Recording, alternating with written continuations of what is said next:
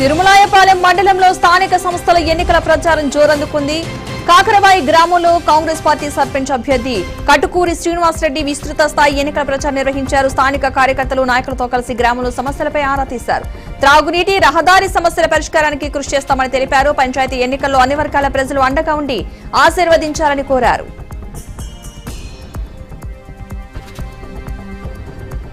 పల్నాడు జిల్లా సత్తెనపల్లిలోని 2 ఆలయాల్లో అర్ధరాత్రి చోరీ జరిగింది. పట్టణంలోని శివాలయం, వేణుగోపాల స్వామి ఆలయం హుండీలను కట్ చేసి 1,30,000 రూపాయల నగదును గుర్తు తెలియని దుండగులతో దొంగిలించారు.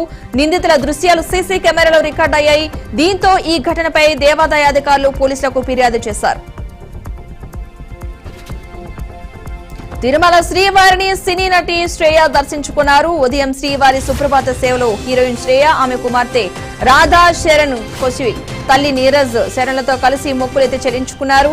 అనంతరం ఆలయ రంగనాయకుల మండపంలో వేద పండితులు వేద ఆశీర్వచనం అందించారు. ఆలయ అధికారులు శ్రీవారి తీర్థ ప్రసాదాలు అందజేసి పట్టు వస్త్రంతో సత్కరించారు. ప్రధానమంత్రి ఫసల్ బీమా యోజన కింద పంట నష్టానికి సంబంధించి ఆన్లైన్ పోర్టల్లో కడప జిల్లా పేరు లేదని డివైఎఫ్ఐ జిల్లా కార్యదర్శి శివకుమార్, సిపిఎం నాయకులు యేసుదాసు తెలిపారు. కేంద్ర రాష్ట్ర ప్రభుత్వాన్ని నిర్లక్ష్యంగా వ్యవహరిస్తున్నారని మండిపడ్డారు. కడప జిల్లా పేరు ఆన్లైన్ పోర్టల్లో చేర్చి స్పష్టమైన ప్రకటన చేయాలని డిమాండ్ చేశారు. సూర్యాపేట జిల్లా మునగాల మండలంలోని తాడవాయి గ్రామ పంచాయతీ ఎన్నికల్లో బీఆర్ఎస్, సిపిఎం, బీజేపీ, బీఎస్పీ మద్దతుతో పోటీ చేస్తున్న సర్పంచ్ అభ్యర్థి దేశగాని నాగమ్మ ఇంటింటా ప్రచారం నిర్వహించారు. ఆమె డివైఎఫ్ఐ, సిపిఎం నాయకులతో కలిసి గ్రామస్తులను కలుసుకుని వారి సమస్యలను అడిగి తెలుసుకున్నారు. స్థానిక సమస్యల పరిష్కారం కోసం కృషి చేస్తామని హామీ ఇచ్చిన నాగమ్మ ప్రజలు ఈ ఎన్నికల్లో ఆశీర్వదించి గ్రామ అభివృద్ధి దిశగా ముందడుగు వేయాలని కోరారు. తెలంగాణలో చలి తీవ్రత పెరుగుతోంది. రాష్ట్ర వ్యాప్తంగా అన్ని జిల్లాల్లోనూ సాయంత్రం 6 గంటల నుంచే చలి మొదలవుతోంది. రికార్డు స్థాయిలో అత్యల్ప ఉష్ణోగ్రతలు నమోదయ్యాయి. మిగతా జిల్లాల్లోనూ కనిష్ట ఉష్ణోగ్రతలు 10 డిగ్రీల నుంచి 12.6 డిగ్రీల మధ్య నమోదవుతున్నాయి. 4 జిల్లాల్లో 6 డిగ్రీలు, 2 జిల్లాల్లో 7 నుంచి 7.9, 7 జిల్లాల్లో 8 నుంచి 8.9, మరో 7 జిల్లాల్లో 9 నుంచి 9.9 డిగ్రీల మధ్య రాత్రి ఉష్ణోగ్రతలైతే రికార్డయ్యాయి. మేడ్చల్ జిల్లా పోచారం ఐటీ కారిడార్ పిఎస్ పరిధిలో అగ్ని ప్రమాదం సంభవించింది. అన్నోజిగూడ వద్ద Leela cooler shop and gas welding గోదాంలో గ్యాస్ సిలిండర్ పేలింది. దీంతో మంటలు ఎగిసిపడ్డాయి. ప్రమాద సమయంలో రాజేష్ అక్కడే ఉండటంతో గాయాల పాలయ్యాడు. దీంతో గమనించిన స్థానికులు స్థానిక ఆసుపత్రికి తరలించారు. సమాచారం మేరకు సంఘటనా స్థలానికి చేరుకున్న అగ్నిమాపక సిబ్బంది మంటలను ఆర్పివేశారు. పాతబస్తీలో మరో దారుణ ఘటన చోటు చేసుకుంది. కామాటిపురలో అరవింద్ అనే యువకుడిపై గుర్తు తెలియని వ్యక్తులు కత్తులతో దాడి చేశారు. యువకుడికి తీవ్ర గాయాలు కావడంతో అక్కడికక్కడే మృతి చెందాడు. పాత కక్షల కారణంగానే యువకుడిని హత్య చేశారని తెలుస్తోంది. స్థానికుల సమాచారం మేరకు సంఘటనా స్థలానికి చేరుకుని పోలీసులు పరిశీలించారు. అనంతరం కేసు నమోదు చేసి దర్యాప్తు చేపట్టారు.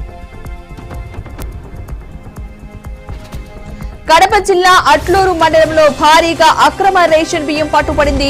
కొండూరు పరిసర ప్రాంతాల నుంచి రేషన్ బియ్యాన్ని ఆటోలో రవాణా చేస్తున్న ఇద్దరిని తనిఖీల సమయంలో అదుపులోకి తీసుకున్నట్లు అట్లూరు ఎస్ఐ నాగకీర్తన తెలిపారు. రహస్య సమాచారంతో తనిఖీలు నిర్వహించిన పోలీసులు ఆటోను బియ్యంతో సహా స్వాధీనం చేసుకుని స్టేషన్ కు తరలించారు. రంగారెడ్డి జిల్లా కలెక్టరేట్ లో మరో అవినీతి చేప ఏసీబీకి చిక్కింది. ఇంటిగ్రేటెడ్ కలెక్టరేట్ లో విధులు నిర్వహిస్తున్న డిప్యూటీ తహసీల్దార్, జిల్లా civil supply officer Hanuma Ravinder Naik 20,000 రూపాయల లంచం తీసుకుంటూ ఏసీబీకి చిక్కినట్లు విశ్వసనీయ సమాచారం. రాజేంద్ర నగర్ ప్రాంతంలో ఆయనను పట్టుకున్నట్లుగా తెలుస్తోంది.